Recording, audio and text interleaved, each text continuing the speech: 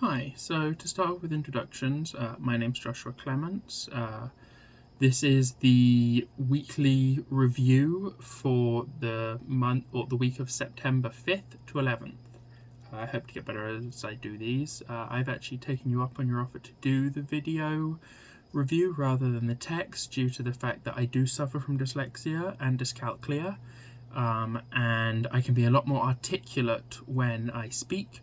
And I think speaking in front of a camera is a new challenge that I would like to try and overcome, especially with the fact that lots of teaching now is being done online, and it's definitely something that makes me nervous. So a lot more breaks, a lot more ums that I would like to work out that I'm not as confident with as when I talk in person. So I think this will help me grow as a teacher doing it in this format, as well as hopefully get my ideas across in a better manner than typing it out.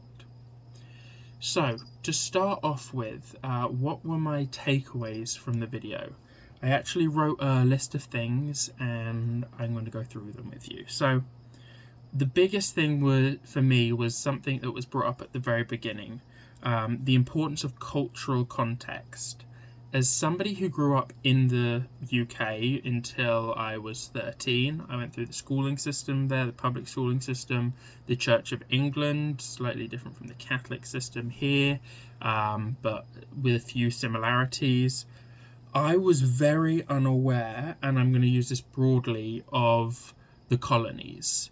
The places that England had once controlled, we were aware of them as we were taught about them, we were taught about where and how we took over them, but never the impacts that left. And you're seeing a lot more in the news now about how people are requesting their land back, requesting artifacts that were stolen back, and it's a very eye-opening experience for somebody who was brought up on the other side of it.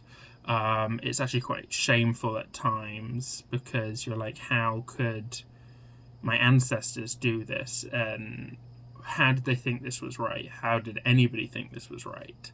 So it can be hard on that side of things, and I sometimes feel quite guilty, and yeah, I struggle with emotions on that side. So the importance of cultural context, I think, is so important, because you can't get a fair image without understanding the cultural context.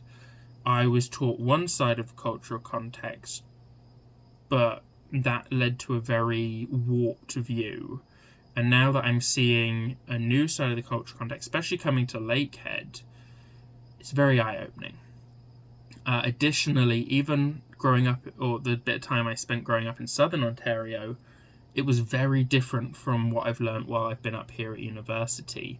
The culture down there is still very Western.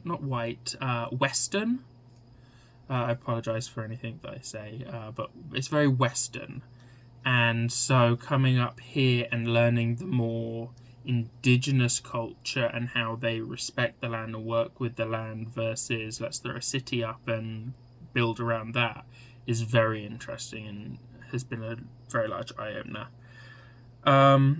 One of the comments that was brought up multiple times throughout the video was how teachers aren't teaching it properly, or some teachers aren't touching on it at all, really, and that needs to be brought up. And I know it's definitely part of our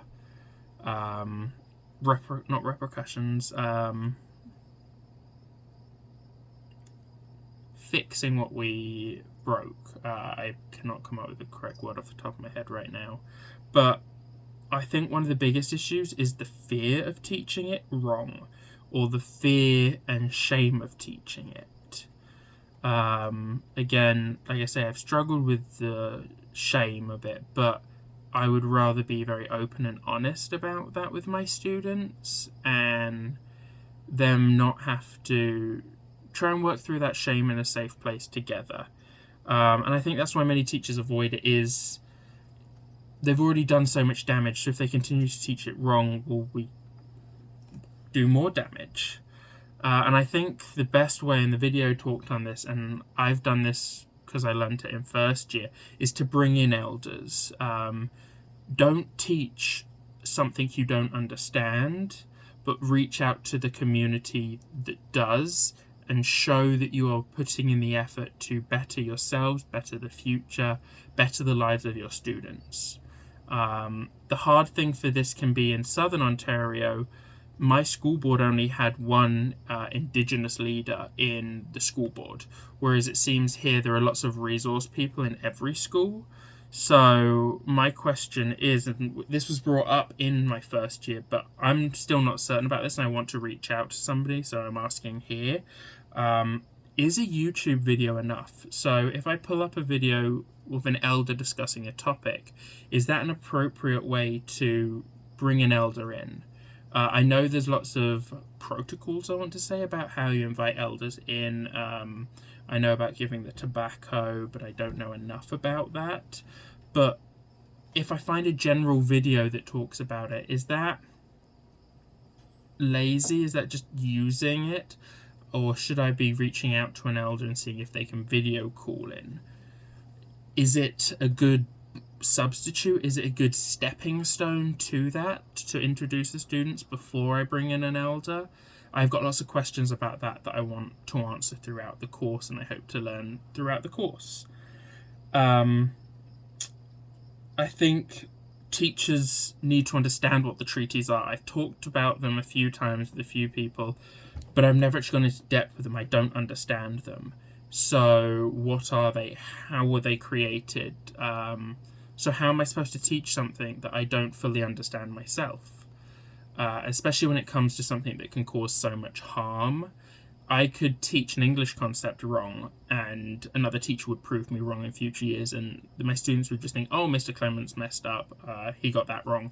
But if I teach something so culturally sensitive wrong, does that make me a bad person? Does it seem that I was trying but I didn't know what it was on about? Should I have just not broached the subject at all? So these are the things I want to definitely grow my knowledge about, so that I can teach them correctly, culturally sensitively, and make sure that the people I'm discussing and teaching the culture of feel that I've done a worthwhile job of it and not created any harm in the process. I would hate, that's my biggest fear, is creating further harm. Yeah. One of the things that I actually was discussing with a peer, not in our class but in another class, was, I know I've seen the list before of reconciliation. Oh my god, that was the word I was meaning, I'm so sorry. The list of things that were requested for reconciliation to be complete. And there's a big list of them, and we've hardly done any of them. And one of the things on that list that we were all so surprised by and everything was, and I am synopsizing here, was the fact that we have a law that still allows children to be beat in schools. So why haven't we removed that? I haven't checked recently, my information may be outdated, but if that is still in there, why is it still in there? That's such an easy thing to do. The government should be able to push that through within one session. It should be a, hey, this is an old law, we really need to remove this. Why is this still a thing? And anyone that argues shouldn't be in the government, in my opinion. That's basic human rights, that's basic dignity that we've done. Children don't get hit. Nobody should be being hit or beat. So that should be a simple thing to push through. And if it hasn't been and isn't being discussed yet, why isn't it? And why aren't we doing more as teachers, especially, or anybody that works with children, to stand up and say, push this through now? We don't care, just get it done, make it law. But also, there are some small things like that I think if we push through, might get the ball rolling. It might start more discussions on, okay, how difficult are some of these things to actually do, and can we just get them done? So, some of them seem like common decency, human dignity issues, especially. Again, there was the discussion of the pipelines and the water that the Indigenous people have to deal with, and how horrid it is that they can't even shower or drink their own water. That's abhorrent. Sorry, it's just locked me out. There we go. Unlock. Okay. So, again, going back, I want to learn more about the history. I didn't know that they originally had to ask to leave the reserves. Why they're reserves in the first place? Why it's their land? Why aren't we just living their normal lives in towns of their own rather than these specific reserves. I need to understand more about that, and that will be on my list to do some personal research as well as this class. Didn't know there was rations. I could understand rations during the war because everybody had rations during the war. At least I know in England we did, from my understanding. I don't know if the same was happening here in Canada, but... And there are just so many ways, especially in first year, that I learned of teaching the connections to the land, teaching science with this indigenous undercurrent of respecting the land, respecting the cycles of nature, and how when we take, even if we don't give back in a spiritual sense, because I would hate to push spirituality on my students, but there are ways to make sure that the damage we do to the environment is minimal. So practices for reduced harm on forestry. All of these practices of leaving our old trees and planting and taking down trees that we have set out areas for specific logging purposes to get the resources we need. And really just how do we combine these teaching practices of this very hands-on style that our indigenous people use and the Western world of teaching, this world of academia that is so straightforward textbook and I speak, you write. Because that doesn't work in the first place, in my opinion. I've always been a very hands-on person due to my dyslexia. So how do I go forwards with this?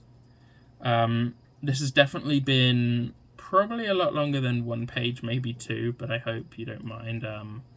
This is a very sensitive topic for me because of my ancestry. I always feel that I'm stepping on toes or stepping over bounds, so I'm trying to be very careful, and that's why, again, I want to do this video, because I would hate to write something that could be taken the wrong way without body language or my dyslexia to create a misinterpretation that would lead to following issues. And please, if there's ever anything I say, if there's anything that I do or anything, I would really appreciate you just to reach out to me, even if it's at the end of class or beginning of class, or email saying, hey, just come talk to me. I would hate to cause any issues. If my language needs to change at all, I am very open to correcting my language, my behavior. I'm very nervous. I'm very cautious about how I go forwards with these things, because I'm a man, which can cause its own issues in this modern world. I am English, so this topic can be even more sensitive in some aspects. And I didn't necessarily grow up in a culture that was super sensitive to past harms done. And that it worries me. And I would hate to continue that ignorance. So I want to better myself in that. So I hope this is a acceptable first check-in, and I hope that as we go, that you'll see these start to improve. My speech will get more fluid. I have got notes. I'm going to figure out how to improve my notes so that my talking, my fluidity is there more, but I'm still making sure I get all the points. If you have any suggestions or tips, would love to hear them.